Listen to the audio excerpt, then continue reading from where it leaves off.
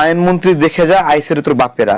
প্রথমে তো এই ধরনের স্লোগান যারা দেয় তারা হলো বেয়াদব, এবং এই বেয়াদবির উদ্বোধন করেছে হাদি। মারা গেছেন উনি, কথা বলা উচিত না। উনি যে ভাষায় বলেছেন যে একটা জেলার ছেড়ে ফেলবেন, এই যে ভাষা, এই ভাষাটা স্পষ্ট ভাবে বলা দরকার। অনেকে বলে নারীর উপনাঙ্গ ছেড়া, বিভিন্ন ভাবে বলে যে খারাপ উচ্চারণ করছে, না, সে এই বাক্যই কোরআন কোট করেছে।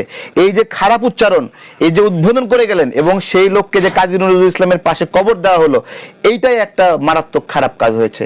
এবং সে আরো কি বলেছে যে আমাদের মুক্তিযুদ্ধ হলো ভারতের ষড়যন্ত্র। এই যে ইতিহাস বিকৃতি করা, এই যে খারাপ শব্দ উচ্চারণ করা, এবং এই যে বাপ মা তুলে গালি দেওয়া, এবং প্রত্যেকটা মুহূর্তে আমি এই গত কয়েকদিন দেখেছি যে এরা যারা গালিগালাজ করে অনলাইনে, প্রত্যেকটা হাদিস ছবি দেওয়া, এবং এখন নতুন করে শুরু করছে এই গালিগালাজ দেওয়া।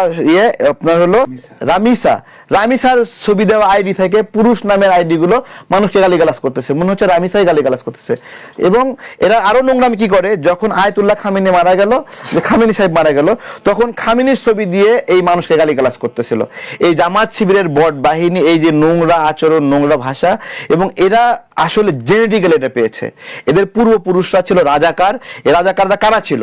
রাজাকাররা ছিল সবচেয়ে সমাজের ছোট লোক এবং গরিব মানুষগুলো ছিল রাজাকার, এবং ওই রাজাকারগুলো সামান্য কিছু মাসিক টাকা পাওয়ার জন্য এইখানে গিয়ে রাজাকারের নাম লাগাইছে।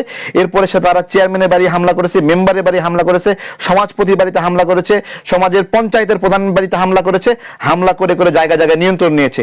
সেই ছোট লোকগুলো যারা ওই সময় অর্থবিত্তের মালিক হয়েছে, তারা আজকে বড় হয়ে গেছে, তারা বড় লোক হয়েছে, কিন্তু মুখের ভাষাটা এখনো বদলেনি।